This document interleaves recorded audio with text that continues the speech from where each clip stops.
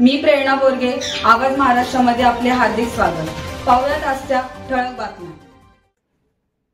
मुरबाड शहरातील मुख्य रस्त्यावरील अनधिकृत दुचाकी पार्किंगच्या विरोधात मुरबाड पोलीस ठाण्याचे वरिष्ठ पोलीस निरीक्षक दादासाहेब येडके आज रस्त्यावर उतरले।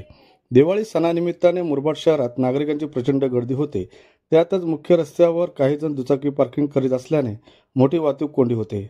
यावर प्रभावी उपाय म्हणून पीआय दादासाहेब येडके यांनी आपल्या पोलीस फौजफाट्यासह गर्दी करणाऱ्या वाहनांवर दंडात्मक कारवाई केली। या धडक कारवाईमुळे मुरबाड शहरातील रस्त्यावर वेडीवाकडी वाहने पार्किंग करून वाहतूक कोंडी करणाऱ्या वाहन चालकांना नक्कीच जरब बसेल। या धडक कारवाईचे मुरबाडकरांनी स्वागत केले आहे।